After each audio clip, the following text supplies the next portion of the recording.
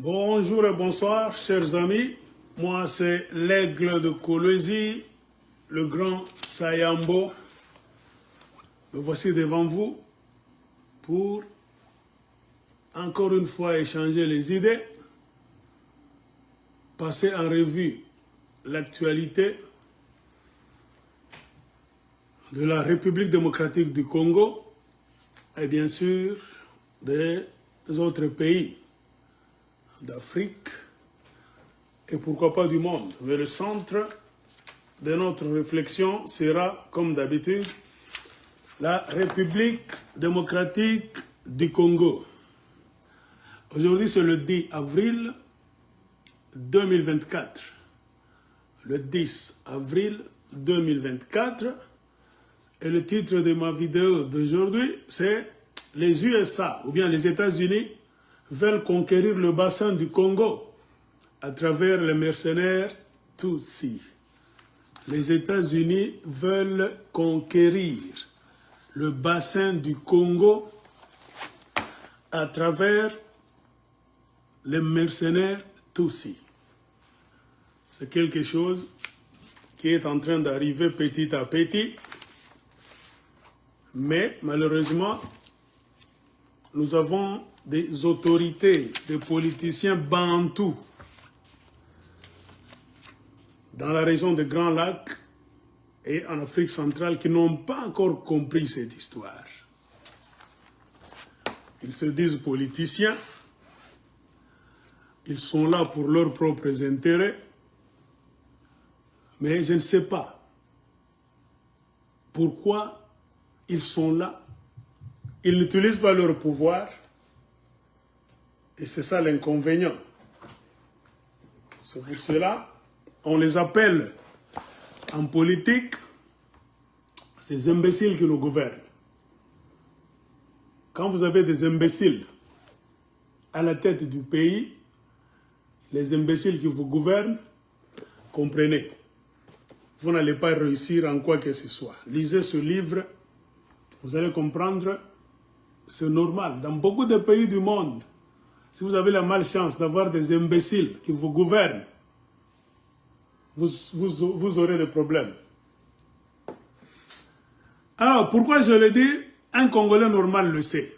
La République démocratique du Congo est dans de pétrins, de problèmes sérieux. Modalegra Kalonga Kabea. Bonsoir. Bonsoir Modalegra. Je suis bien. Alors, regardez la situation politique au Congo et dans la région des Grands Lacs, vous-même. Et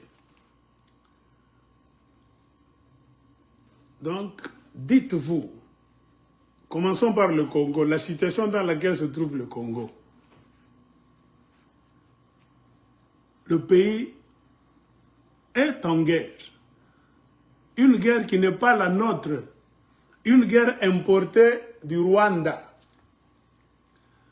Ce qui est triste, c'est de voir les autorités congolaises accepter cette guerre, au lieu de la rejeter. On a des autorités qui n'ont pas de personnalité, qui ne comprennent même pas ce qui est en train de se jouer devant eux. Et le plus grand malheur, c'est quoi? C'est d'avoir des autorités qui arrivent au pouvoir, non pas par des moyens honnêtes, des moyens démocratiques. Et ceux qui veulent contrôler le Congo, envahir la région des Grands Lacs, et spécialement conquérir, je veux dire, le bassin du Congo, savent ce qu'ils sont en train de faire. Ils utilisent leur poids politique, militaire, diplomatique, économique, pour se rendre compte que les pays visés, les pays qu'ils veulent déstabiliser, détruire et conquérir, aient des politiciens idiots pas de vrais politiciens, pas de politiciens conscients, et que l'accession au pouvoir dans ces pays-là ne doit pas se faire d'une manière démocratique, constitutionnelle et normale. Parce que ça sera quoi? Ça va cristalliser la volonté de ce peuple-là. Aucun peuple ne veut jamais voir son futur donc détruit, voir son pays donc être détruit. Non, tout le monde veut du bonheur pour soi, pour son pays, ainsi de suite. C'est ainsi, ces gens qui sont en train de détruire les autres pays, et spécialement le Congo, ils ont déjà réussi à détruire le système démocratique de la République démocratique du Congo. Et ce qui est triste, c'est de voir que, au lieu de les contrecarrer, ce sont les politiciens congolais qui accompagnent les destructeurs du Congo. Pourquoi? Parce qu'on a une classe de politiciens inconscients, qui ne sont pas des patriotes. Ils parlent français, ils ont été dans telle université, dans tel collège, tel institut supérieur. Ce n'est pas assez. Il faut être conscient. L'intelligence, c'est mécanique. L'intelligence, c'est un programme qu'on met en toi. Tu es intelligence par rapport au programme qu'on a mis en toi. Par le système scolaire, le système académique. C'est ce qui a fait qu'on dit, monsieur est intelligent. Si tu réponds à la plus grande partie des questions qu'on te pose, selon le système éducationnel dans lequel on t'a trempé, et on va t'appeler tu es intelligent. Mais cela ne fait pas la vie. Parce qu'aujourd'hui, remarquez, on a même des choses qui sont intelligentes. Vous avez des téléphones intelligents, des voitures intelligentes, des télévisions intelligentes, hein, des avions intelligents. Beaucoup d'histoires sont maintenant autour de nous comme des histoires intelligentes. Si une chose peut être intelligente et faire beaucoup d'histoires, mieux qu'un homme, c'est-à-dire quoi? L'intelligence, ce n'est rien. Même une chose peut être intelligente. Pourquoi? L'intelligence, c'est le programme qu'on met en toi. Si tu réponds à ceux qui ont mis leur programme en toi convenablement, selon leurs désirs, ils vont te classer parmi les meilleurs hommes du monde, ou bien les hommes les plus fréquentables du monde. Donc l'intelligence ne suffit pas. L'intelligence, c'est le reflet de ce qu'on a mis en toi. Mais un homme conscient dépasse un homme intelligent. Une personne consciente dépasse une personne intelligente. Tu peux être intelligent, mais tu n'es pas conscient. Tu ne vas pas mener une bonne vie. Comprenez pourquoi on a beaucoup de gens qui sont allés à l'école.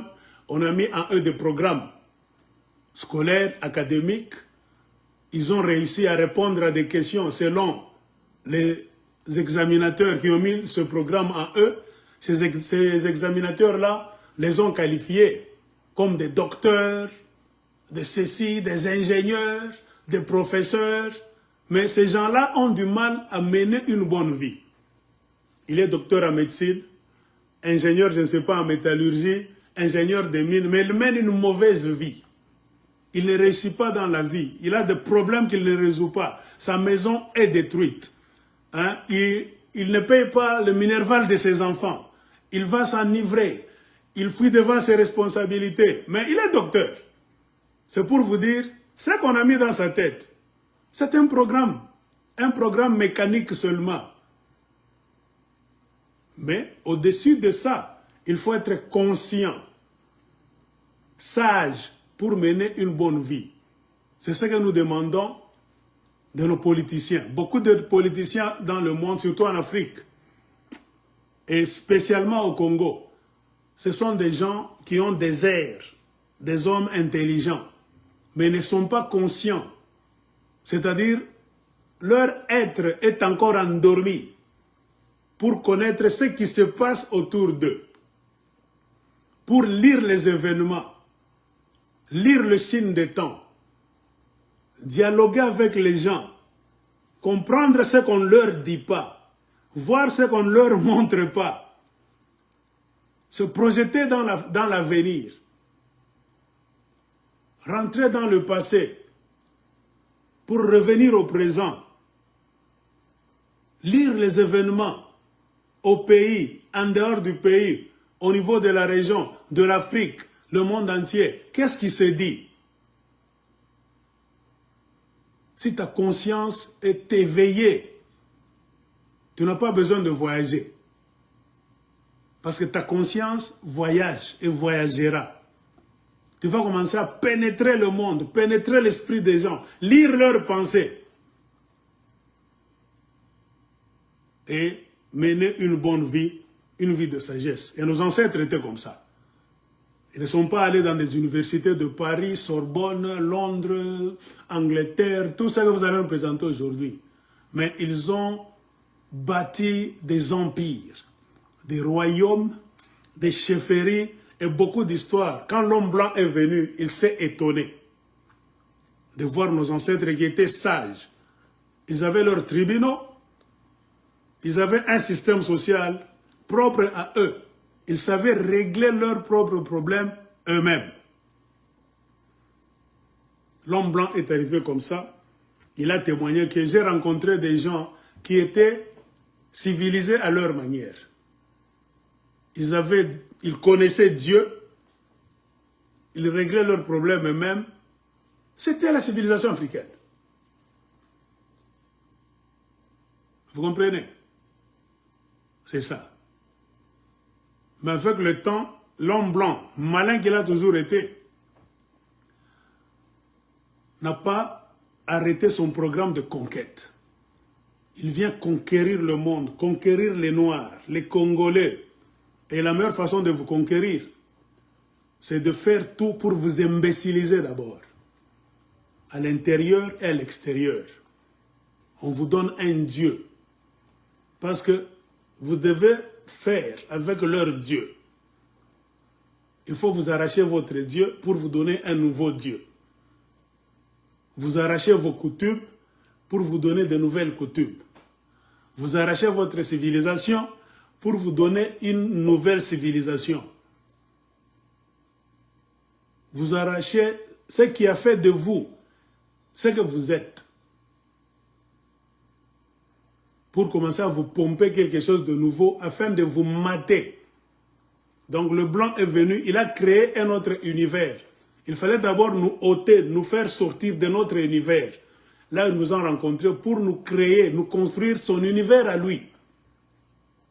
Il a mis en nous de nouvelles peurs, de nouvelles joies. Il a redéfini notre vie. Ça, c'est bien. Ça, c'est mauvais. Ce qui était bien, selon nos ancêtres, l'homme blanc vient te dire c'est mauvais.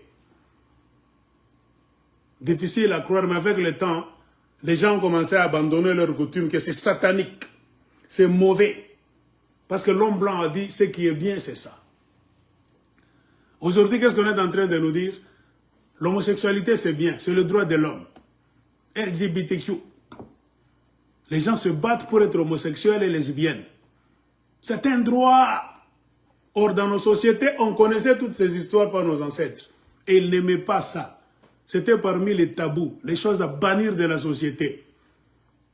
Non pas seulement c'était physique, non. Car nos ancêtres connaissaient la portée spirituelle de l'homosexualité et du lesbianisme. Ce n'est pas seulement une histoire physique, non. Ça a une portée spirituelle. Quand les gens viennent vers vous, les grandes puissances, au lieu de vous apporter la paix au Congo, comme c'est un pays qui est en guerre, de chercher des solutions à la crise congolaise, non. Mais ils viennent pour exploiter vos minéraux et vous imposer de nouvelles traditions. Quelqu'un vient là-bas, il vous apporte les droits de l'homme des homosexuels. Il insiste sur ça Pourquoi ne viennent-ils pas pour vous donner des choses qui vont vous bâtir, vous faire avancer? Il faut comprendre ça. Ils font tout pour vous détruire davantage. Et le système de l'homosexualité qui est un droit de l'homme selon les Occidentaux, non, c'est un système de destruction. Ça n'a pas seulement une portée physique, ça a une portée spirituelle. Il faut étudier la spiritualité pour comprendre l'homosexualité, c'est quoi. Il y a une énergie dans l'homme. Ceux qui pratiquent l'homosexualité, c'est-à-dire, il te prend l'énergie, il te prend tes chances, il t'affaiblit sur tous les plans. Lui, il prend ta force, mais d'une mauvaise manière, d'une manière négative, qu'on appelle en christianisme d'une manière satanique. Ceux qui insistent sur l'homosexualité, ce sont les satanistes.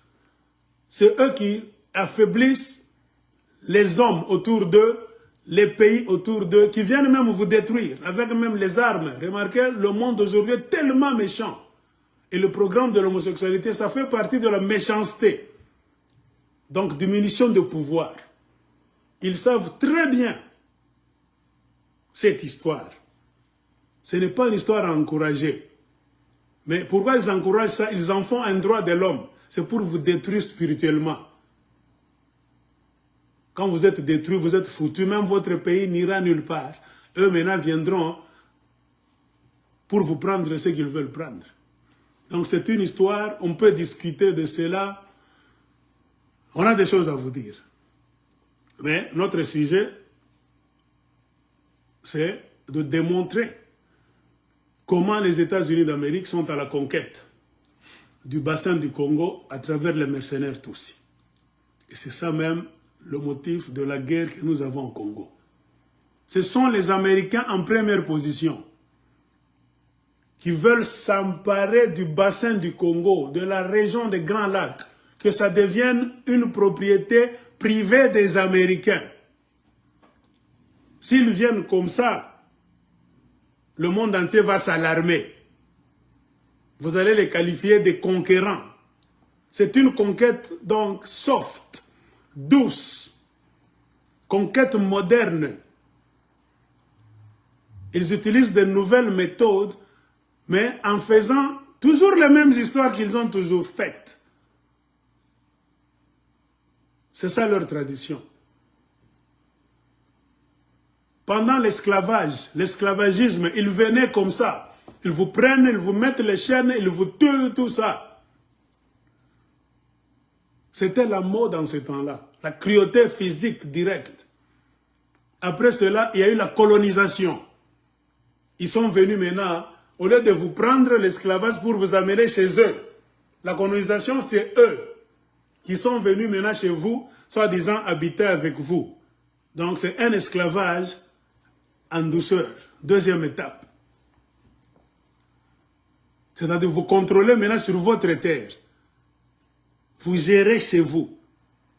Construire des histoires, non pas pour vous d'abord, c'est pour eux. Tout ce que l'homme blanc a su construire en Afrique pendant la période coloniale, ce n'est pas pour vous. D'abord, c'est pour lui et vous allez bénéficier après. Ce qui ne lui plaît pas ne va pas construire ça. Si ça te plaît, toi, coloniser, et que lui, le colonisateur, ça ne lui plaît pas, il ne va pas construire ça. Donc, tout ce qu'on a bénéficié, c'est ce qu'ils ont voulu mettre en place parce qu'ils devaient en tirer bénéfice. D'abord, eux, et nous, ensuite.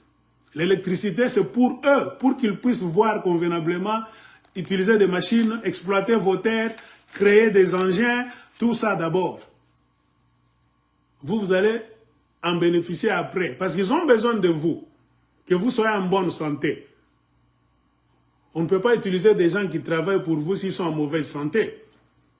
C'est pour ça qu'ils ont mis des dispensaires, des hôpitaux. Ce n'est pas pour vous, c'est pour eux, pour leur bénéfice. Un travailleur va tomber malade, il faut qu'il aille à l'hôpital, qu'il soit guéri rapidement pour qu'il revienne travailler pour moi encore. J'ai créé des mines trop loin là-bas, à 70 km. Il n'ira pas à pied quand même.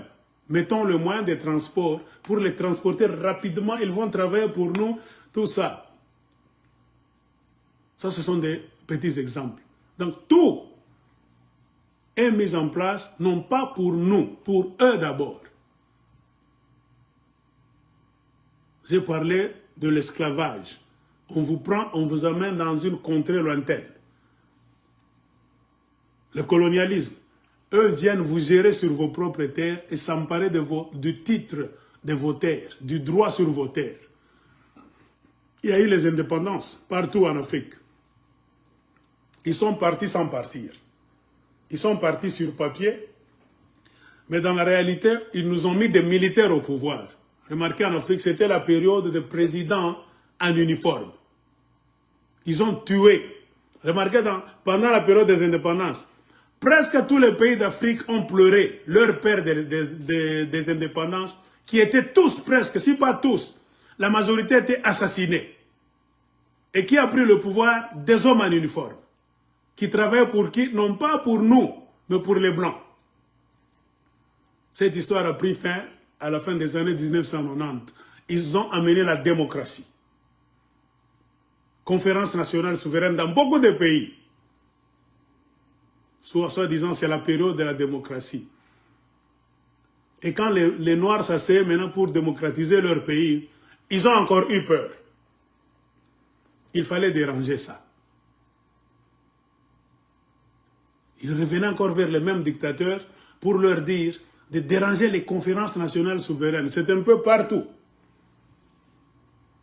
Dans des pays là où ils ont fini leur conférence. Contrairement au Zaïre, là on n'a rien fini. Donc la conférence nationale souveraine du Congo des années 1990 était tuée dans l'œuf. Les pays qui ont réussi à finir ces conférences ont mis la démocratie en place. Ils ont voté de nouveaux présidents de la République, mais une année, même un mandat, était trop. La dictature est encore rentrée. C'était comme ça. Au Burundi, Pierre Buyoya, mis dehors par la démocratie, tout ça, on a tué Melchior Ndadaye, on a tué un autre président qui était à Arusha avec le président Habyarimana du Rwanda dans l'accident d'avion. Et puis Buyoya a repris encore le pouvoir. Le même dictateur en uniforme. C'était comme ça. Au Rwanda, c'était la période. Il fallait aller en démocratie. Kagame vient. Qu'on fasse la démocratie. Tu es représentant des rebelles, tu es rwandais, viens. Mettons une nouvelle constitution en place. Mais les mêmes blancs avaient peur de la démocratie. Notre homme, c'est Kagame, qui est membre du clan, l'ethnie des Tutsis, c'est 1/10 du Rwanda. C'est-à-dire, toutes les élections qu'on va organiser, Kagame ne sera jamais président. Mais nous voulons qu'il soit là, comme notre pion, pour détruire l'Afrique centrale convenablement. C'est ainsi, ce sont les Américains qui ont tout fait pour que la démocratie n'ait pas lieu au Rwanda. Les Français voulaient démocratiser le Rwanda parce qu'ils étaient sponsors des Hutus, cristallisés par le président Habyarimana. C'est pour cela que la France voulait une démocratie, même si c'est une démocratie mensongère, parce que ça allait bénéficier à la France. Nous, France, si nous donnons le soutien au président Habyarimana, parce qu'il est issu de la majorité Hutu, qui est 90% de la population du Rwanda, on ira aux élections, c'est notre homme, c'est nos hommes qui vont gagner sur tous les plans. Bien qu'ils ne nous aiment pas, mais parce que ce mouvement social, ce système politique pour lequel il disait se battre, qui est honorable, un système donc de civilisation, ce n'était pas pour nous, c'est pour eux. Mais les Américains, voyant que si nous laissons ces gens aller aux élections convenablement, notre pion ne gagnera jamais les élections. Kagame, il fait partie de l'ethnie qui est 10% du Rwanda. C'est-à-dire, nous allons perdre sur tous les plans. Il fallait amener la guerre. Point barre. Je pense que c'est facile à comprendre. Comprendre pourquoi les Américains étaient pour la guerre. Parce qu'ils avaient leur pion, c'est Kagame de la minorité. les Français ne voulaient pas la guerre. Non pas parce qu'ils aiment les Rwandais, non. Parce qu'ils savaient que nous allons gagner en douceur aux élections. Deux superpuissances qui se battaient pour le contrôle, non pas du Rwanda. Le Rwanda, c'était comme un poste de contrôle. Tout le monde voulait ériger le Rwanda comme un poste de contrôle. Pour contrôler quoi? Le bassin du Congo, la région des Grands Lacs, le Congo. Pour contrôler le Congo, il fallait mettre un homme à la barrière, un gardien qui allait demeurer au Rwanda. Celui qui devait avoir les clés pour entrer dans le domaine, soit des Français, s'ils avaient gagné la guerre, ou bien des Américains, s'ils avaient gagné la guerre. Et il s'est fait que, après ce qu'ils nous ont dit que c'est le génocide du Rwanda, c'est l'Amérique qui a gagné la guerre. Donc ce sont les Américains qui ont mis leur gardien à la porte. C'est lui qui a les clés de l'Afrique centrale pour gérer toutes les richesses de la manière dont les Américains veulent, c'est Paul Kagame. Comprenez pourquoi il est mince mais agrandi en titre par le système des anglo-saxons. C'est de cela qu'il est question. Si nos dirigeants ne comprenaient pas, je pense avec beaucoup de recherches, avec le temps, les choses commencent maintenant à se révéler. C'est pour cela que nous avons l'amertume de voir que les dirigeants congolais, aujourd'hui, ne comprennent toujours pas ce qui se passe dans la région des Grands Lacs. Ainsi, il y a maintenant un nouveau système mis en place par les grandes puissances. Eux évoluent et ils ont leur plan. C'est de ce plan-là dont je vais vous parler. Maintenant, ils sont en train de s'accaparer des terres. Comment vont-ils prendre des terres? Avec une nouvelle méthode. Ce n'est plus la méthode de l'esclavage. Vous amenez chez eux pour travailler. Ce n'est plus la méthode du colonialisme. Eux viennent vous gérer chez vous. La nouvelle méthode, c'est la méthode de ce qu'on appelle la méthode de proxy. Donc, eux, ils mettent des marionnettes en place. C'est comme si les Blancs ont leur télécommande. Ils utilisent des gens qui vont faire leur job chez vous à leur place. Vous allez commencer à voir ces gens-là, que c'est eux les maîtres de tout ce qui est en train de vous arriver, les maîtres d'œuvre, de la scène, de la chose pour laquelle vous êtes en train de vous battre. Non, ce n'est pas eux. Ces gens-là, ce ne sont que des marionnettes. Des gens qui ont seulement accepté de travailler pour les puissances. Si vous comprenez ceci, vous saurez comment tailler votre diplomatie. Comme me disait mon père, tu ne peux jamais aller quelque part et compter trouver une solution à ton problème. Chercher même du boulot. Si tu t'arrêtes à la barrière, tu parles seulement au garde qui est là, l'homme de la sécurité. Donc on est engagé. Ça s'est mis à faire un Jésus bani bébé. Ah, uko ni nguvu, parce que ça va bébé baba. Mambo la kwa nguvu société tout, ababe banake facilement. Toi aussi tu rentres. Qu'est-ce que le garde connaît? Il ne sait rien. S'il était mieux placé, il n'allait pas être à la porte là-bas, à la rue, à la barrière. Demande à entrer dans la parcelle, va au building, parle aux personnes qu'il faut. C'est eux qui ont installé leur société là-bas. Ils ont les départements d'explication, ressources humaines. Ils sont là, ils vont t'expliquer comment ça se fait. Donc, ne passe pas ton temps à dealer, donc à traiter avec un garde à la porte. Non. Il ne trouvera aucune solution à ton problème. Entre, va voir le boss de la société. C'est ce que les gens font. Une personne sage voudra aller voir le patron même. Même le PDG, c'est qui? Moi, je veux que vous me bloquez. Quel est votre directeur? Société privée, qui a inventé ça? Qui est le créateur? Je vais lui parler. C'est question de connaissance et de courage. Et tu verras que tu vas régler tes problèmes. Au lieu de t'arrêter à la barrière, tu prends l'information à Zam ou Naroudi. Tu ne foutras rien. Les solutions ne viennent jamais de la part d'un Zam.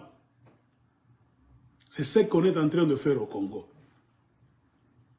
La plus grande bêtise en politique de la République démocratique du Congo, c'est de voir qu'après 26 ans de guerre imposée par le système anglo-saxon, ce n'est pas Kagame qui vous attaque ni Museveni. Quand on dit les anglo-saxons, c'est-à-dire ils utilisent Kagame et Museveni comme des marionnettes.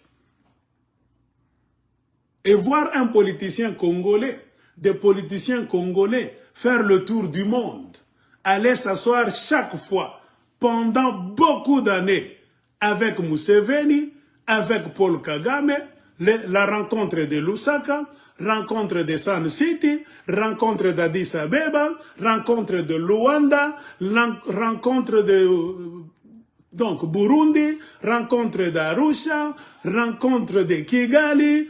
On vous amènera partout. Et il n'y aura pas de solution à votre problème, ou bien à vos problèmes.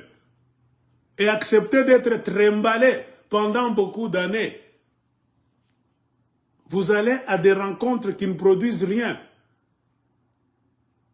C'est parce que vous êtes une classe politique formée des imbéciles qui gouvernent un pays. Même Einstein lui-même le disait. Formule. C'était quelle formule? Physique.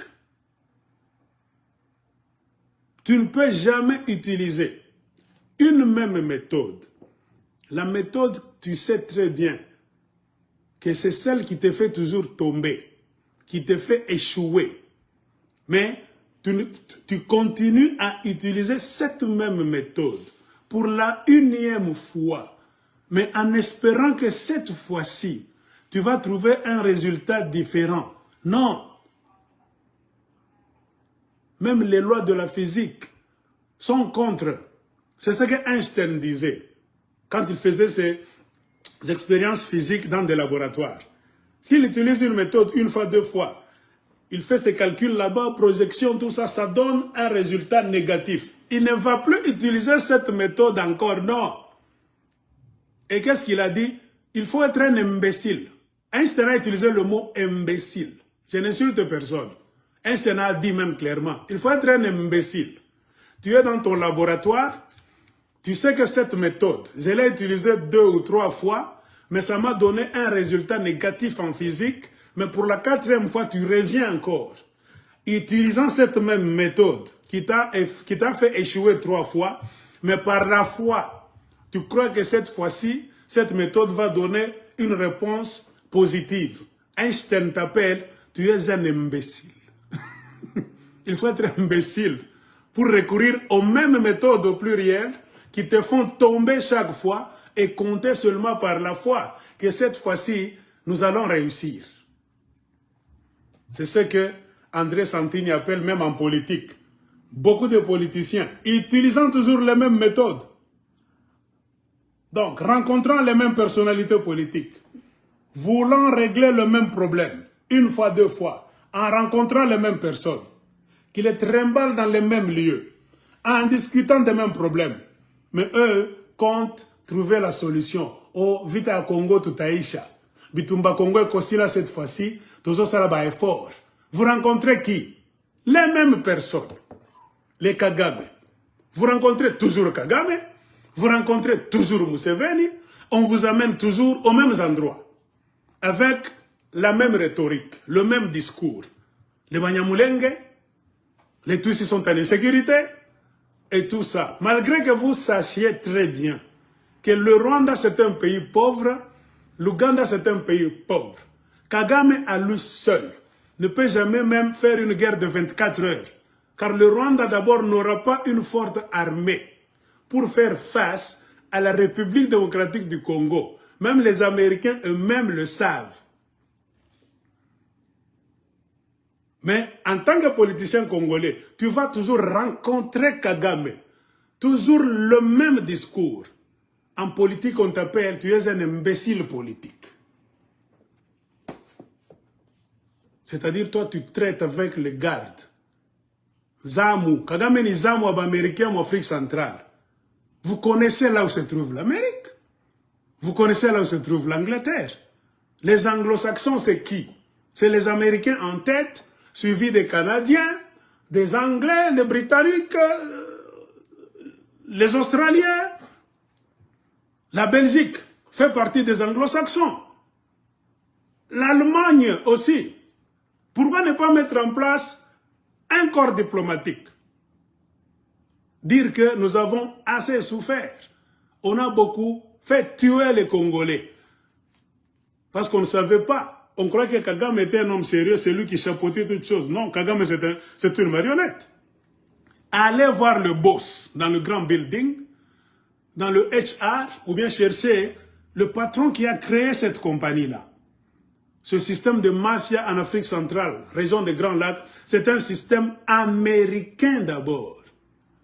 Je n'ai jamais vu une délégation congolaise, que ce soit à la présidence, le Sénat congolais, la Chambre des représentants, c'est-à-dire les parlementaires congolais, que vous appelez les députés nationaux. Avez-vous déjà vu, même le gouvernement, le Premier ministre, avec une délégation, chercher à aller à la Maison Blanche pour parler à l'homme le plus puissant du monde, parce que c'est lui qui est au centre de ce système américain qu'on a mis en place pour piller le Congo et tuer les Congolais. Avez-vous déjà vu au Congo des gens faire ça? Au Aigle, au Lobaka, et au Proposa Kanini. On a pendant pas faire ma vidéo, que c'est ma sema. Ça c'est qu'on a te proposé. Maintenant, il proposait. Voir Kagame Museveni se passer le temps. Allez dire au président américain des vérités en face, pas de diplomatie. Allez dire aux Américains, c'est vous qui nous tuez. Que le monde entier le sache.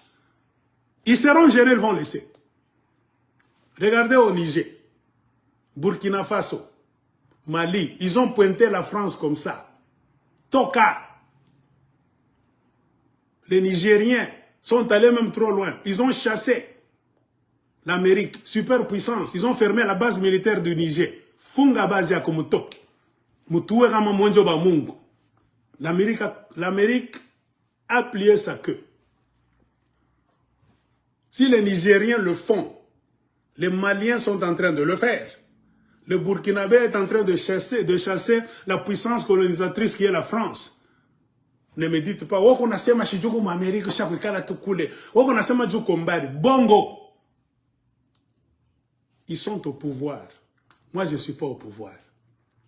Si les Maliens peuvent le faire, parce qu'ils sont au pouvoir, des hommes qui mangent le même foufou que vous, qui boivent la même eau de la planète Terre, qui vont aux toilettes, la même manière que vous, les politiciens congolais, munendaka kumawese, kukoyola na kunyamba, tumeambia que peut-être ata hii, jo itaminini, itamisanje kwa kiri. Pourquoi les Maliens réussissent? Parce qu'ils sont courageux. Au Congo, on a des politiciens qui n'ont pas de couilles. Babombaf. Et leur faiblesse vient d'où? Parce qu'ils arrivent au pouvoir, non pas selon la volonté du peuple congolais. Ils arrivent au pouvoir déposés par le même Amérique, la même Amérique, les mêmes Américains. Comprenez pourquoi chaque processus électoral au Congo est dérangé. On dérange votre processus électoral, on met le vrai vainqueur de côté, on vous arrache la suprématie, on vous arrache le pouvoir. Et un autre Congolais traître, on sait que les Congolais sont des idiots, ils ne pensent pas à l'avenir de leur pays. Ce ne sont pas des patriotes. Ils n'ont aucune idée de ce qui va arriver s'il prend la présidence. Est-ce qu'il va résoudre un problème? Il ne va rien résoudre. Les Congolais sont des cochons. Il faut lata malamu, pas chaussures, ya kitoko, ba veste ya kitoko, moi si nae a lata, tapis rouge, c'est fini. Et après, tu sais dans quoi tu es allé entrer? Tu ne sais pas. Est-ce que tu vas trouver des solutions à tes problèmes? Non. La main qui donne, c'est la main qui commande.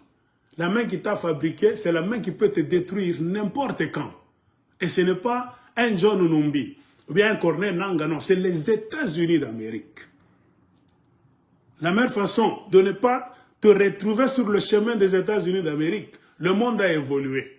Nous ne sommes plus en 1960, quand ils tuaient nos leaders, nos pères fondateurs comme les Lumumba en silence, parce qu'il n'y avait pas de moyens de communication. Aujourd'hui, avec les social media, les réseaux sociaux, dites la vérité, les Américains auront peur et auront honte de te tuer. Tout le monde verra que ce qui a koufi,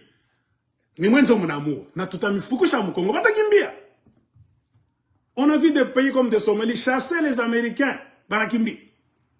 On peut le faire au Congo. C'est question de savoir quel est notre problème. Qui nous amène les troubles? Ce n'est pas Kagame, ce n'est pas Museveni. Kagame et Museveni sont des domestiques.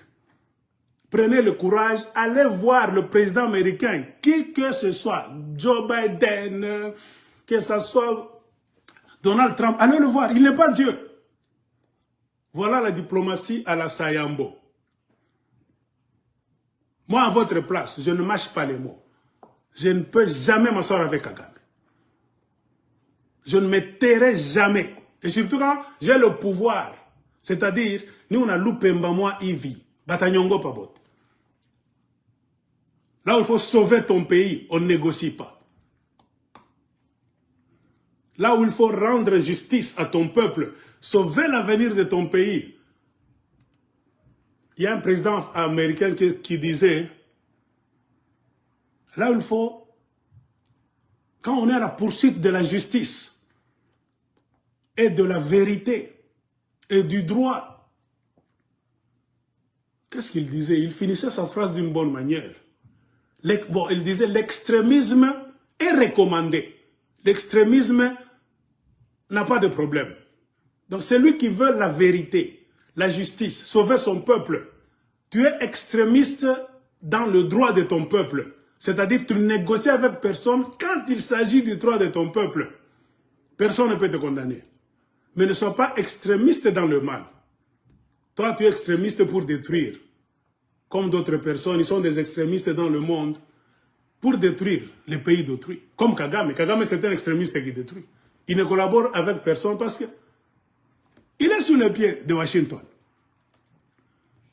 La seule fétiche, le seul médicament, c'est de trousser les manches et dire la vérité au président américain. Que les journaux écrivent ça et prononcer le mot génocide. L'Amérique est en train de génocider le peuple congolais. C'est toi, Amérique, qui nous tue. Ce n'est pas Kagame. Vous les regardez dans les yeux comme ça. You are killing us. Nous ne sommes pas des idiots. Vous nous tuez. C'est vous. Kagame n'est qu'une marionnette, un imbécile qui ne sait pas ce qu'il est en train de faire. Point barre. Vous allez voir les Américains. Ce que les Anglais disent, to blush, ils vont blusher. Ils auront honte. Les médias du monde entier vont relayer, c'est fini. Vous allez traverser une frontière dans la politique du Congo. Tout le monde a peur qu'un président élu démocratiquement au Congo arrive au pouvoir parce qu'il va revendiquer les vrais droits. Donc, il va parler pour son peuple. Comprenez pourquoi il manipule votre processus électoral pour vous fabriquer des monstres. Selon ce que John Numbi a dit, et Corneille Nangaa. Mais John Numbi, quand il a dit ça, il croyait que nous sommes des imbéciles, nous allons là donc applaudir. Non. John Numbi a aussi été du côté des malfaiteurs. John Numbi a raté une bonne occasion d'entrer dans l'histoire. Général 4 étoiles. Parce que c'était un homme pourri mentalement. Il pouvait récupérer cette situation, arracher le pouvoir et à Félix et à Joseph Kabila. Cette nuit-là, dans la ferme de Kingakati, je suis général 4 étoiles. J'ai prêté serment pour sauver mon peuple et la nation. Respecter et faire respecter les institutions. Ces gens sont en train d'aller à l'encontre de la loi du pays. Regardez ce que votre général 4 étoiles a fait. Il les a accompagnés. Il s'est même assis dans la ferme de Joseph. Il a même bousculé pour que la mafia puisse avoir lieu et se matérialiser. C'est la honte. John Numbifacho Teuko, Aya, militaire ou à Bongo San. Si c'était un vrai homme de guerre, un vrai patriote, il devait faire un coup d'État cette nuit-là. Prendre le pouvoir. Donc, rassembler les Congolais autour de lui. Dire la vérité, nous devons sauver la patrie. J'ai vu des gens qui voulaient trafiquer le pays. Non, c'est notre pays, adjoint qui pourra battre où est Dieu à Congo. Quand on te confie une chose, tu confie une île. Remarquez, moi, on a confié un peu bien boué le wele. Je n'ai pas de politicien, de militaire, de koukichwa, de wele wele. Moi, j'appelle John Numbiki wele wele. Je vous regarde tout droit. Mais je suis changé. Quand je suis John Numbiki compté parmi les mauvais militaires. Natakufaka na haya. Donc, tout ça, c'est les conséquences d'avoir des titres que tu ne mérites pas. Il s'est battu au Joko Général 4 étoiles. Bima titre bien bongo, kabilego na mpati ya tout. Non, achibi mérité, achibi comme anana moralité. Regardez les militaires maliens, burkinabé, nigériens. C'est une histoire récente, je n'invente rien. Si tu doutes ce que je te dis, tu ne veux pas me croire. Lis l'histoire du Mali, c'est au présent, du Niger et du Burkina Faso. Et compare maintenant vos politiciens du Congo aux politiciens burkinabés, les militaires burkinabés et aux militaires congolais. Compare. La différence, c'est quoi? Eux sont conscients. Mais les militaires congolais parlent trop de français, les politiciens congolais parlent trop de français, mais ils ont donc une conscience qui n'existe pas, bien une conscience endormie. C'est pour cela que même les Américains savent que nous avons la classe politique la plus bête de la planète Terre et la classe politique de la République démocratique du Congo, toutes tendances confondues, majorité présidentielle, opposition, tous. C'est la classe qui est parmi les classes les plus bêtes du monde.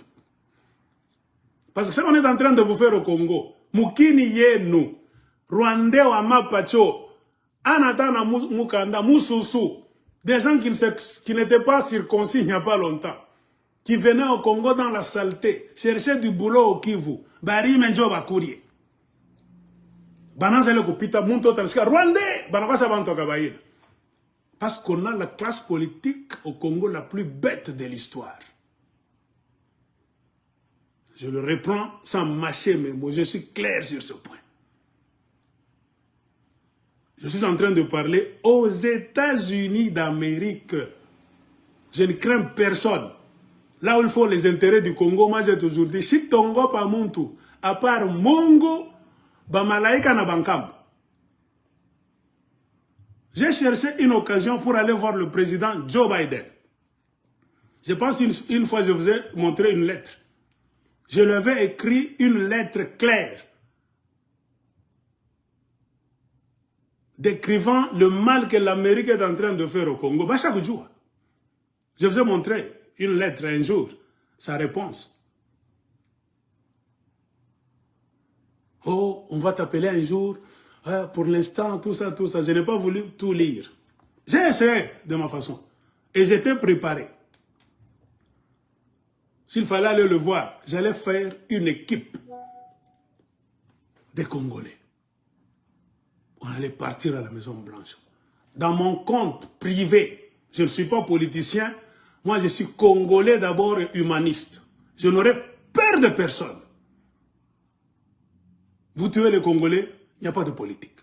Je ne viens pas pour faire la diplomatie. Moi je vais vous dire des vérités. Botika Bomaba Congolais. Il ne faut pas y aller comme ça. Non, on vous donne un micro, la rencontre était juste. Non, pas d'histoire pareille.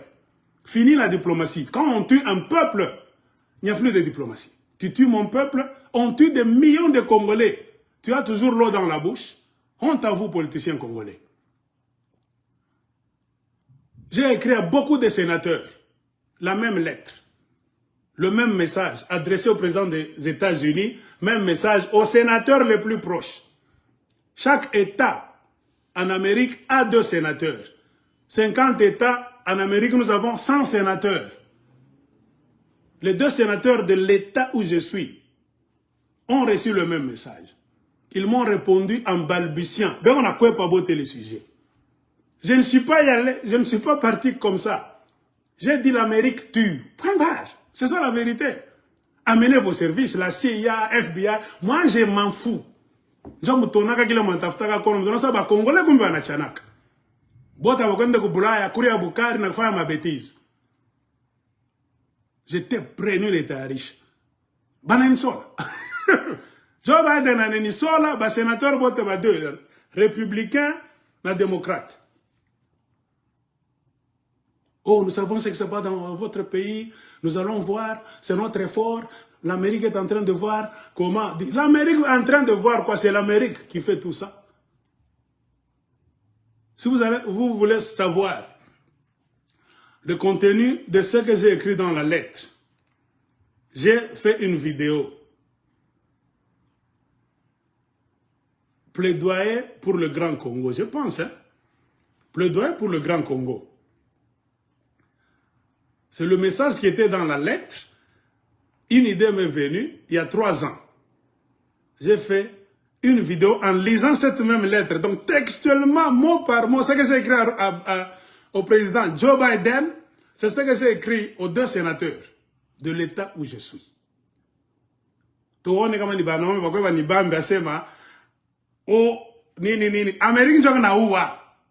It's America that's killing the Congolese people.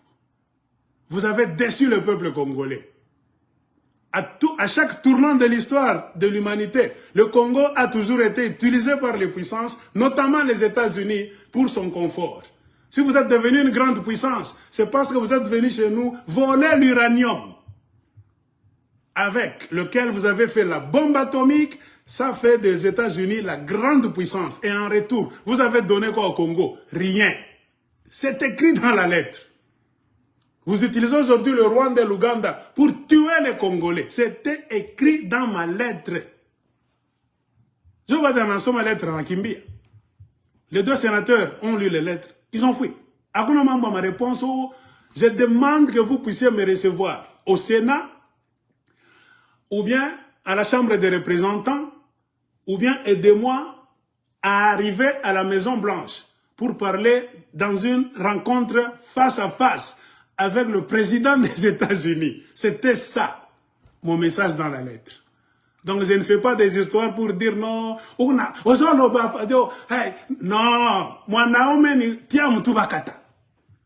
je vais voir les Américains, la vérité. Les criminels n'ont pas peur, mais chez Tunao Wanan, Américains ont droit à nous Congo. C'est nous-mêmes qui vendons notre pays. Parce qu'on a la classe politique la plus imbécile de l'histoire de l'humanité. Excusez le terme. Je ne comprends pas ça. Le Rwanda n'est rien et n'a rien. Les Américains eux-mêmes, je vous montre d'abord le message. 1000 personnes. Tandis que pour le Grand Congo, il y a 12 millions de vies perdues. C'était ce qui signifie 15 fois le génocide du Rwanda et 2 fois l'Holocauste des Juifs. Ça faisait partie de ma lettre écrite. Mais on ne comprend pas pourquoi, 20 ans plus tard, il n'existe toujours pas de tribunal pour le génocide du peuple congolais. C'est insensé. Par votre attitude, nous réalisons clairement que vous n'aimez que le Congo et ses minéraux, mais que vous n'aimez pas le peuple congolais. Prouvez-nous le contraire. La balle est dans votre camp et nous pensons qu'il est temps d'agir maintenant. C'est pourquoi nous vous présentons ce plaidoyer pour le Grand Congo qui est en même temps un témoignage de l'abandon et de la destruction programmée du Congo du Grand Congo et de l'avenir des Congolais. En attendant, nous demandons à tous les hommes de bonne volonté à travers le monde de se lever et soutenir le Grand Congo et le peuple congolais pour que justice soit faite. Car ensemble, nous pouvons changer les choses. Que Dieu bénisse le Grand Congo, que Dieu bénisse les Congolais et tous ceux qui, chaque jour, Bon, ça c'est presque à la fin. pour réclamer... Je mets au milieu, vous allez voir, c'est... J'attendais Oui, qu'ils viennent me recevoir pour que j'aille à la Maison Blanche. est très important pour le progrès et l'avenir de l'Afrique. Aussi, un Congo stable, Attendez d'abord. de vous, donnant de son mieux pour faire avancer la science et l'humanité, mais sans jamais recevoir quoi que ce soit en retour. Durant l'époque coloniale, ce sont les métaux du Congo et son caoutchouc C'était dans ma lettre. c'est l'industrie automobile. Durant la Deuxième Guerre mondiale, c'est l'uranium du Grand Congo qui a mis fin à la guerre quand il a été utilisé comme force d'anéantissement et de dissuasion contre l'ennemi, faisant ainsi des États-Unis d'Amérique une superpuissance dans le monde. Malheureusement, beaucoup d'Américains ne savent pas que si l'Amérique est une superpuissance aujourd'hui, c'est grâce à l'uranium de la République démocratique du Congo. Mais les Congolais n'ont jamais bénéficié d'une amitié avec les États-Unis d'Amérique. Car le premier grand cadeau que les États-Unis et la Belgique avaient donné au peuple congolais tout juste après l'indépendance, c'était de tuer sa démocratie pour lui imposer un dictateur, Mobutu, qui a ruiné le pays pendant 30 Donc décennies. suivez cette Il a vidéo, pillé et a caché sa tapez le plaidoyer pour le Grand Congo. Regardez au bas de la vidéo, le plaidoyer pour le Grand Congo. dans les banques occidentales. Allez sur YouTube, Mais malheureusement, vous allez me voir. sa mort en 1947 C'était ça le contenu de la lettre. J'ai dit aux Américains, vous ne nous aimez pas. de cette fortune qui aurait pu servir Les Américains sont puissants parce que vous le voulez. Et quelle puissance? Une puissance de mafia. Quelqu'un vous tue, vous êtes muet. Vous prenez le pouvoir, qui a provoqué Donc, le chaos en République de vous prenez le pouvoir à partir du Rwanda. À partir de l'Ouganda, vous comptez régler le problème du Congo. Mais vous foutez le doigt dans l'œil. Pourquoi les Américains ne veulent pas que les élections du Congo soient faites par les Congolais, respectées par les Congolais? Ils amènent des gens pour, donc, brouiller ces élections là-bas. D'autres Congolais inconscients. Et ce sont les Congolais qui font le job pour aller donner le rapport à Kagame, à Museveni, et ça arrive aux États-Unis. Quand vous organisez les élections les plus bâclées, qui les organise? C'est vous-même les Congolais. Parce qu'on vous a mis là par le système des Américains à travers Ouganda, Rwanda, vous devenez président. J'ai dit beaucoup d'histoires. Vous connaissez mes vidéos. Quand je parlais aux gens de l'UDPS, que c'est Fayoulou qui a gagné, Tshisekedi ne fera rien. Vous allez voir. Il sera dans des difficultés sérieuses. Les gens de l'UDPS m'insultaient chaque fois. Bumba Foule Katangé, tribaliste. Ashimupende Djini Tshisekedi. Tutaona. Tutaona. Je suis tout cas l'équipe. Regardez vous-même sur le terrain. Posons-nous maintenant la question. Pourquoi Tshisekedi ne fait rien? Parce qu'il est entré dans une histoire qui peut-être elle ne connaissait pas. Une histoire qu'il ne maîtrisait pas. Une histoire qui n'était pas congolaise. Ce sont les Américains qui ont dit non à la victoire du peuple congolais symbolisée par Fayoul. Je vous ai montré un article. Pourquoi l'Amérique a... Why the US let a fake election take place in the Congo? Voilà, je vous ai montré cet article. Tout juste quand Tshisekedi a prêté serment j'avais lu cet article que j'avais traduit en français. C'était ça ma vidéo de ce jour-là. D'un professeur américain, grand spécialiste et conseiller des politiciens, un diplomate, directeur, il conseille les députés américains, les sénateurs, il est dans des comités et des sous-comités des États-Unis, des affaires étrangères en matière de l'Afrique, tout ça. Son nom c'est Steven Weissman. Il a écrit cet article. Quand Tshisekedi a prêté serment, Félix, moi j'ai lu cet article et j'ai conclu comment Tshisekedi ne foutra rien. Lui de Pes m'a insulté. Donc, banini chambula, kila siku ni chambula katu. Nasa tutaona, shiti kale tupakapu. Italangeje. Mupande mushuke, Tshisekedi atafanyaka kintu. Sur base ya nini, ma analyse à ma professionnelle. Tshisekedi n'a pas gagné les élections. Il est allé entrer dans une histoire préparée par les Américains, un piège, avec Kagame et Museveni comme les patrons dans la région des Grands Lacs. Ils ont peur de voir les Congolais mettre à la présidence leur frère, leur homme, qui ne dépendra que d'eux, qui n'entendra que la voix des Congolais. Ils savent que les soi-disant politiciens congolais qui ne le sont pas, Nibanto Atama, il n'y a pas de patriotisme dans la tête des Congolais. Bamingi. Ukimtongisha tu franga hivi, anaona vile atakuwa président, tapis rouge. Congolais anana ile sens. Ça ba Ghanéen, ba Malien, ba Burkinabé, ba chaque tupita. Regardez le Sénégal récemment. Macky Sall a été pédalé par la France pour amener le Congo sur la pente du désordre, pour amener le Sénégal sur la pente du désordre comme le Congo. La jeunesse sénégalaise a dit non. Qui a bloqué Macky Sall? Les jeunes Sénégalais. Et qui sont au pouvoir? Deux jeunes gens. Ousmane Sonko, hein, qui devait être président. Macky Sall l'a mis le bâton dans les roues. Mais il a échoué en fin de compte. Ousmane Sonko a dit non. Si c'est moi que vous voulez m'attraquer parce que je suis tellement populaire, je suis jeune, avec de nouvelles idées. Vous m'arrêtez. Arrêtez-moi. Notre parti politique, ce n'est pas pour moi. Il y a beaucoup de gens à l'intérieur. Donc, si moi je ne suis pas là, selon l'ordre, règlement d'ordre intérieur dans leur parti politique, le PASTEF, si je ne suis pas là, c'est toi, Diomaye Faye. C'est lui qui est devenu président. Il croit qu'en arrêtant Ousmane Sonko, il va tuer le parti politique. Mais les jeunes Sénégalais ne sont pas comme les Congolais.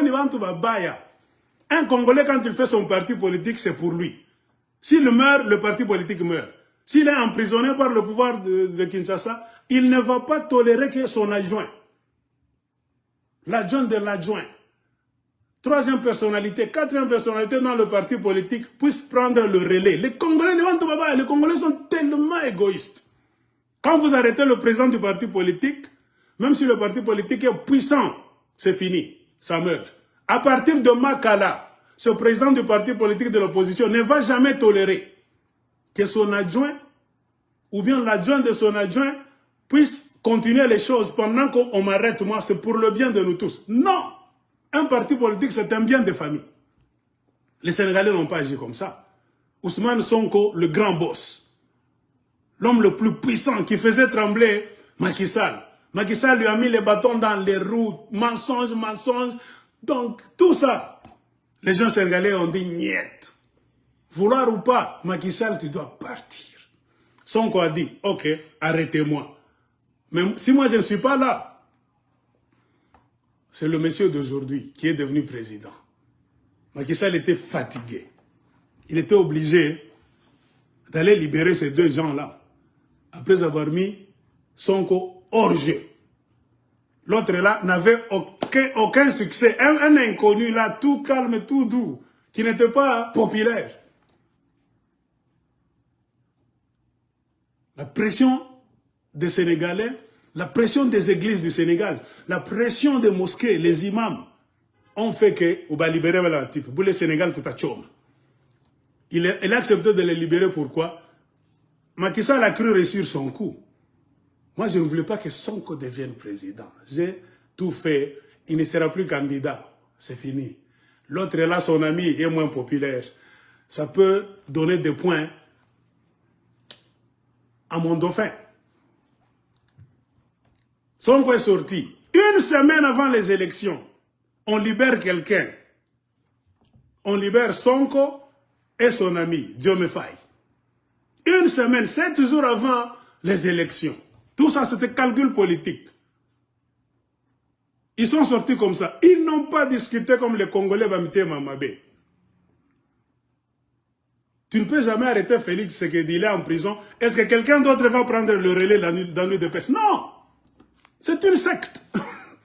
Akuna Munta Takuchikia, pas qu'à Félix. Ce qui était, moi, à Finks, élection comme ça, la maté. Arrêtez Joseph Kabila, le peuple demeure. Tout le monde va dire, quand machine à ramba, je suis en prison, bima élection à Vidagoyako. Les Congolais, on vous connaît. Vos partis politiques sont des kiosques, le business des familles. Regardez l'UNAFEC. Est en train de mourir. Pourquoi? Kyungu est mort. Maman Massangwana, qui business. Aujourd'hui, le pouvoir en place est en train d'utiliser l'UNAFEC pour ses affaires. L'UNAFEC n'existe plus. L'UNAFEC est allé avec Kyungu. D'abord, Kyungu était corrompu jusqu'à la moelle épinière lui-même. Car il était chaque fois au pied de Tshisekedi.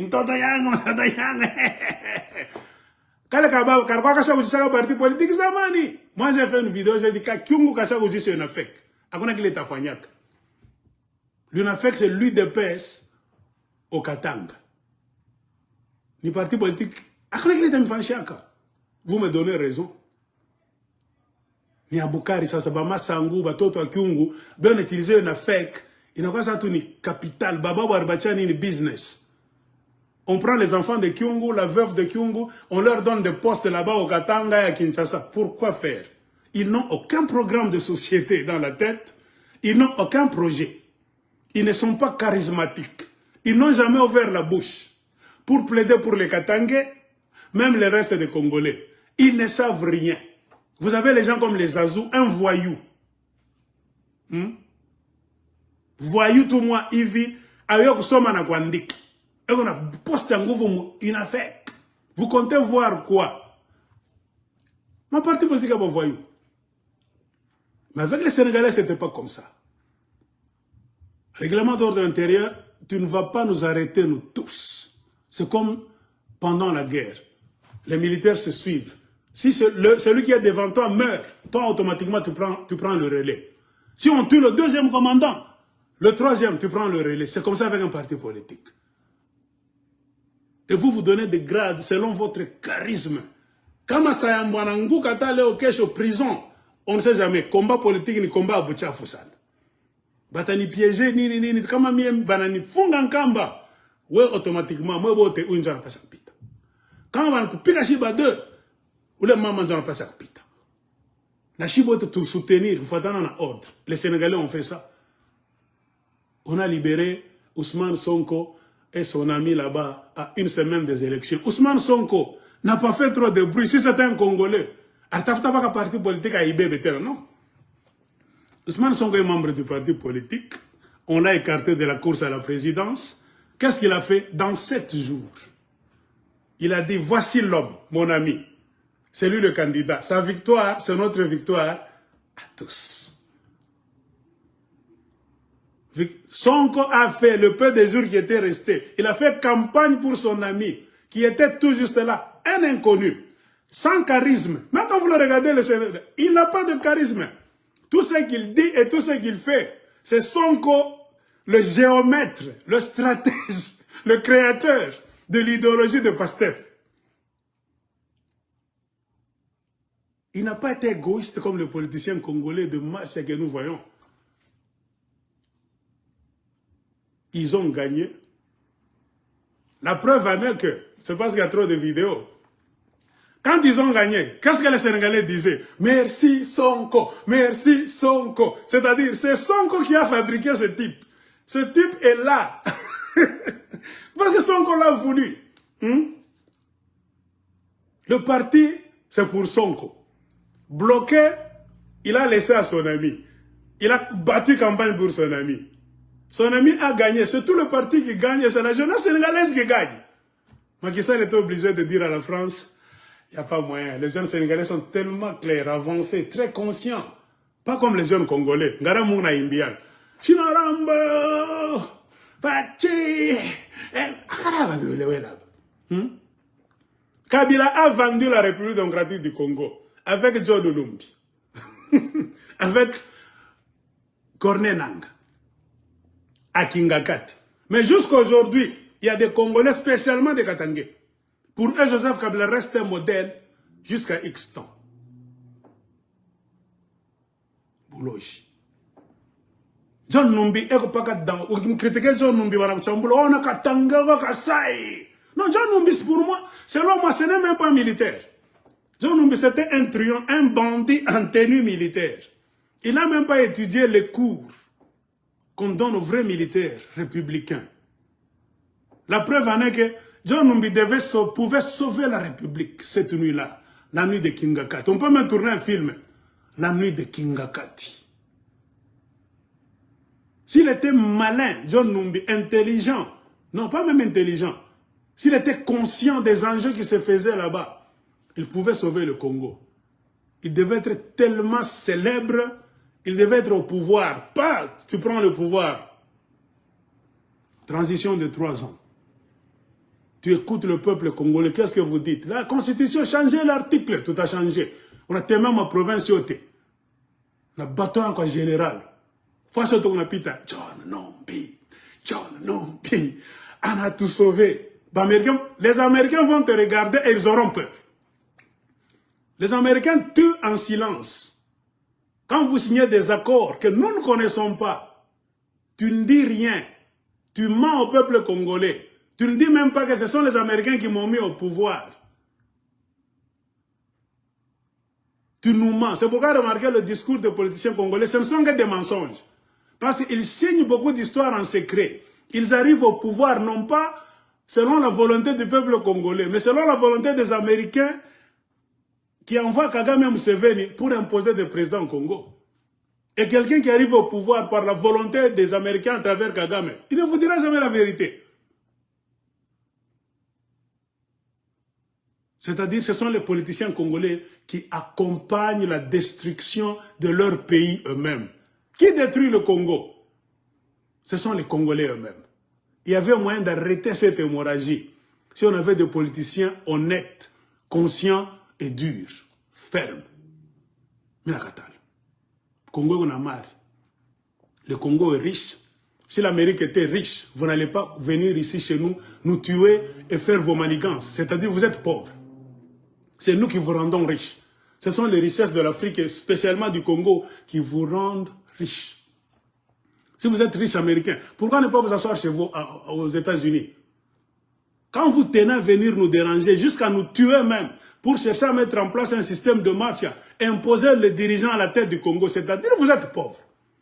C'est nous qui sommes riches. Quand tu es conscient que moi, Congolais, je suis plus riche qu'un Américain. Je n'ai rien à envier devant un Américain. L'Amérique, c'est zéro. Le Congo est plus riche que l'Amérique. Si l'Amérique était riche, les Américains n'allaient pas voyager pour créer du désordre chez nous afin de nous voler. Tu comprends déjà le système. Tu es déjà sauvé. Tu es devant un politicien américain, tu ne trembleras pas, tu ne vas pas t'agenouiller, tu te mets, tu le regardes dans les yeux. Mon akouya, ok, je vous reçois. Rencontre diplomatique. On peut savoir le motif de votre voyage, la courtoisie diplomatique. Vous les écoutez là-bas. Ils ne vont rien vous imposer. Et informez votre peuple. Il n'y a pas de plus grande armée que le peuple. Les présidents africains meurent parce qu'ils prennent le pouvoir de mafia en secret. Ils cachent des vérités à leur peuple. Ils meurent eux-mêmes isolés. Mobutu est mort dans l'isolation. L'isolement, pourquoi? Il n'a pas été mis là-bas par le peuple congolais, zaïrois. Il a travaillé toute sa vie pour plaire aux Français, aux Belges et aux Américains. Il est mort avec les secrets, les signatures, les accords des Américains. Parce que c'est eux qui l'ont mis là-bas. C'est le cas de Tshisekedi d'aujourd'hui. Il est là, non pas par la volonté du peuple congolais. Comprenez pourquoi? Il est dans de sérieuses difficultés. Il ne peut jamais faire un discours ou bien une interview pour vous dire la vérité. Attention, Comprends pourquoi Tshisekedi maintenant est gêné. Rien ne marche. Économie par terre, politique par terre, sécurité par terre, tout est par terre. Il ne maîtrise rien. Il a accepté seulement d'entrer dans un système pour son bien privé. ACP là. J'étais devenu président du Congo. Tapis rouge, on m'a salué aussi par les forces armées. Donc mon nom va rester dans l'histoire du Congo. Et après, tu ne resteras pas dans l'histoire parce que Mobutu n'est pas resté dans l'histoire. Lumumba est toujours éternel. Lumumba est toujours présent. Le peuple n'est pas idiot. Tu peux faire au pouvoir 50 ans. Dans la mafia, avec l'aide des Rwandais, des Ougandais, on ne se souviendra jamais de toi. Tu tombes aujourd'hui, demain on t'oublie. C'est un peu ça. Le Rwanda n'est rien. Sans l'Amérique derrière, même l'Ouganda. La preuve en est que même les Américains eux-mêmes, c'est ce que je vous avais dit. Why did Washington let a stolen election stand in the Congo? Pourquoi Washington a laissé une élection volée demeurer au Congo?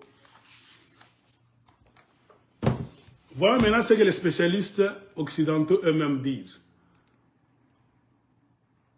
Quand vous mettez les deux armées, l'armée congolaise et l'armée rwandaise devant, selon beaucoup de critères, quelle armée va gagner une guerre? Attendez. Il y a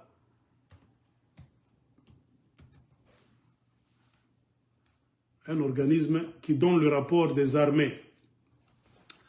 Le rapport de 2024 est déjà sorti. Le classement des armées. On classe, ce n'est pas moi. Ce sont les spécialistes occidentaux toujours. Car c'est eux qui dominent le monde.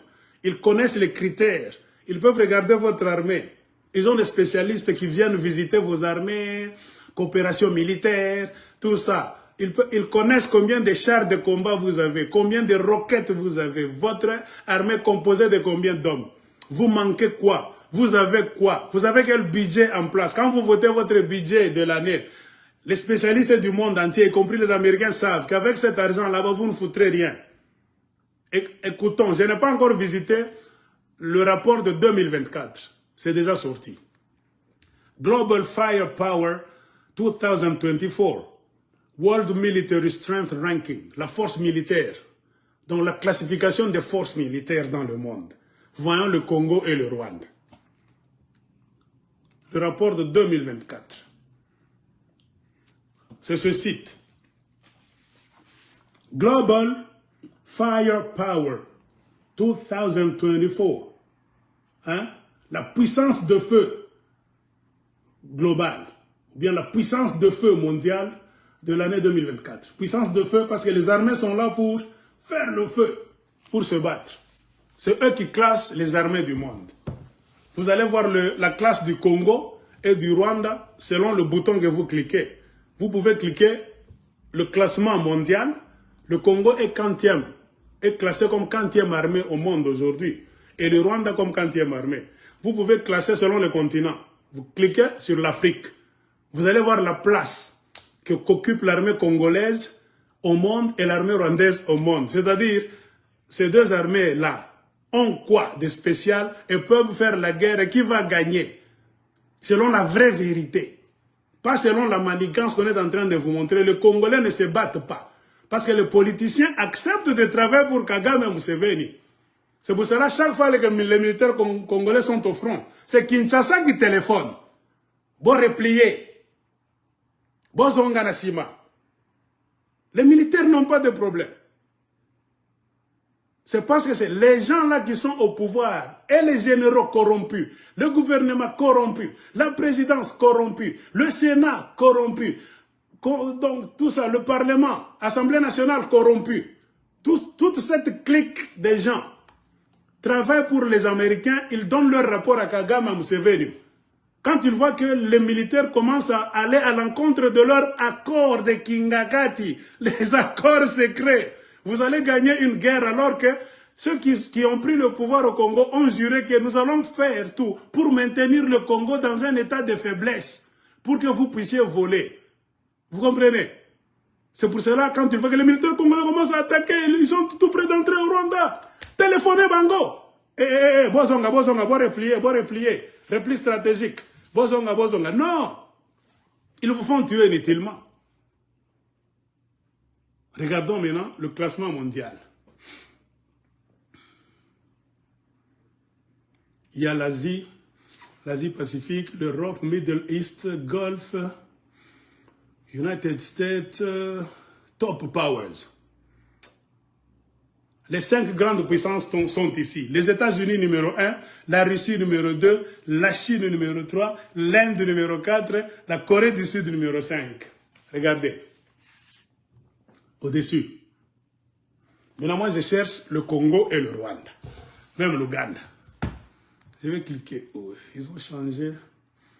24 ranking. Nations Index. Voilà l'index des nations. Je clique sur l'index des nations. Attendons. Global Firepower. African Union. Européen. Donc, il y a, selon 2024, attendez. Je clique. Voilà, si vous allez comme ça, ouais. Les États-Unis, la Russie, Chine, Inde, vous pouvez faire monter. Tout ça, ce sont les armées du monde. Hein? Les Américains sont numéro 1. Ouais, vous pouvez aller comme ça. Vous continuez. Toutes les armées qui ont répondu à des normes, c'est-à-dire les armées qui sont ici, ce sont les armées qui ont répondu à des normes d'une armée moderne. Si votre armée n'est pas moderne, ça ne sera pas classé. Ouais. Vous allez faire passer. Maintenant, je cherche le Congo. Mon problème, c'est de chercher le Congo. La République démocratique du Congo est 40e classement des armées dans le monde. Angola est 55e dans le monde. Le Maroc 61e. Attendons voir. Le Soudan 76e. Je cherche le Congo. Congo est 40e armée au monde. Moi, c'est le Congo qui m'intéresse. La Zambie est 97e. Comment? Le Congo est quoi? Attendez, je ne m'étais pas préparé. Ça m'est venu comme ça. Je me suis souvenu, non, chaque année, ils donnent le résultat des armées de... Voilà. La République démocratique du Congo est 73e année au monde. 73e armée au monde. Selon la force de frappe. La RDC a une armée qui est classée 73e, 73e dans le classement mondial. Donc, vous voyez déjà, on n'est pas après 100, on est devant 100. Malgré la mafia, l'affaiblissement de l'armée, on ne paye pas nos militaires, ils sont affamés, tout ça. Malgré tout cela, tout le monde est d'accord que cette armée est 73e au classement mondial. Regardez, le drapeau du Congo est ici. 73e. Democratic Republic of the Congo. 73e. Même le Soudan, c'est 76e. Nous sommes devant le Soudan. Alors, cherchons les autres armées. Ouganda qui m'intéresse. Je cherche l'Ouganda. Oh, Museveni, oh, ni Bazambien, mais 97e. Tanzanie, 103e. Zimbabwe, 101e. Cameroun, 104e. Attendez, moi je cherche Ouganda. Ouganda, 114e. Vous voyez? Et Ouganda, qu'on a mis ça. L'Ouganda occupe la 114e place. Hein? Attendez. L'Ouganda est où? C'est ici. Ouganda. L'armée ougandaise, dans le classement mondial, c'est-à-dire arsenal, le nombre de gens, tout ça, tous les critères. Hein? L'Ouganda est là. L'Ouganda de Museveni qui vous tabasse, qui vous crée même des mercenaires, au ADF Nalou, c'est 114e. Attends que j'écris quelque part.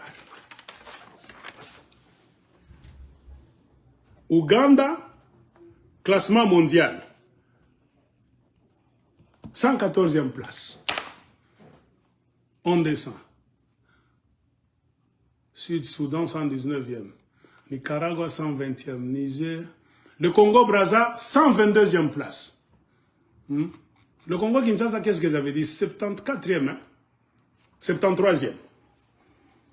DRC, RDC, classement mondial, 73e place. L'Ouganda, 114e place. Maintenant, je cherche le Rwanda. Je vous donne une idée. Quand Sayambo vous dit, je ne me vante pas. La politique, c'est une volonté. Mwanamona, di ba Américain, ni bantu, na bangara mu macho kwa ba Congolais. Kubashimama tetete. Batacha na kuua. Mwanzo mwana baba na tamba ningia beko na uwa, banakuwa beko nafuta na mantumbako mkongo. Mwanzo mnapenda. Kuba menacer. Vous entrez par chez nous, on fait le deal avec vous, vous achetez chez nous. Si vous voulez entrer par l'Ouganda et le Rwanda, tu n'as publié que sur télévision. Ne venez plus. Tu n'as pas on demande aux Américains, ou là tu as opité au Rwanda, tu n'as pas à Tok, à tout embrasser. On n'a pas Majina, monsieur tel, tu n'as pas aya. Oh, je ne pas pouvoir. Vous savez, nous sommes utasema ni Congolais. Moi, tu es tabia que tu as pouvoir et tu as Rwanda na Uganda. Je connais mieux. Cherchons Ouganda 114e. Rwanda c'est 100 wapi. Rwanda kuna 124e Namibie, Botswana 126e, Sénégal 130e, Congo Kombare 73e. N'oubliez jamais, la République démocratique du Congo, classement mondial des armées selon la force de frappe, 73e place. L'Ouganda, 114e. Je cherche le Rwanda de Kagame. Bénin, Somalie, Bhoutan. Le Rwanda n'y est pas. Le Rwanda n'y est pas. C'est-à-dire, le Rwanda n'a pas d'armée. L'armée du Rwanda ne répond pas aux critères internationaux pour que ça soit appelé armée moderne. Non. La preuve en est que le dernier, ou bien la dernière armée, c'est le Bhoutan. C'est comme la Birmanie en Asie, là. 145e, regardez. C'est le Bhoutan, ici. Et ça ferme la marche. Fini. Si vous voulez reculer, tu vois. Donc le Rwanda, selon le classement mondial des armées, le Rwanda n'est nulle part. Donc le Rwanda n'a pas d'armée. L'armée du Rwanda n'existe pas, n'a pas encore rempli les critères internationaux pour que ça soit appelé armée. Ça, c'est les spécialistes, mais y compris les Américains même. Maintenant, regardons les trois armées du Rwanda, République démocratique du Congo et de l'Ouganda. Je vais cliquer maintenant continent. Africa Continent. Ça, c'est, j'ai fini avec le classement mondial. Je vais cliquer maintenant Africa. Selon l'Afrique. Entre nous, Africains, entre nous. Disons-nous la vérité. C'est ce que je vais faire cette fois-ci. Africa. Je clique l'Afrique. Ça me donne quoi? Global Firepower. African Continent List.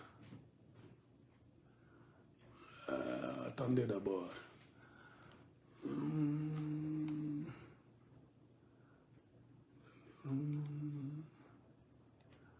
Selon les régions du monde. Voilà. Nous sommes en Afrique. La première armée africaine, c'est l'Égypte.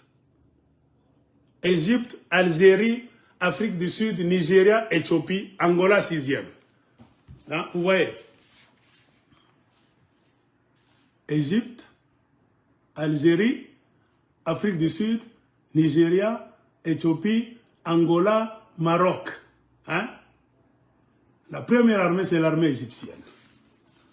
Donc ils ont une forte armée, bien organisée, avec beaucoup de matières premières. Donc, les Égyptiens ont mis moto monapitambio. Ce qui nous intéresse, c'est la République démocratique du Congo. En 2024, la République démocratique du Congo, l'armée de la République démocratique du Congo est classée 8e armée en Afrique. Oh, Sayambwanalanda Yoï.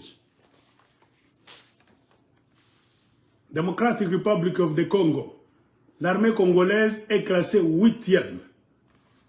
Entraînement, les normes, Bwingi Abantu, les véhicules de guerre, les chars de combat, auto-blindés, tout ce que vous allez nous dire. Cette armée occupe la 8e place. Devant même le Soudan est 10e. Maintenant, cherchons l'Ouganda. Il faut que j'écrive, hein, pour ne pas oublier. Africa, classement des armées de 2024, RDC en Afrique est 8e. Maintenant, cherchons Ouganda et Rwanda. Allons rapidement. Zambie 15e, Zimbabwe 17e, Cameroun 19e, Mali 20e, Ghana 21e, Sud-Soudan 24e, Botswana, Sénégal 30e, Mauritanie 31e, Madagascar, Libéria, Ouganda. Où se trouve Ouganda? Attendons voir.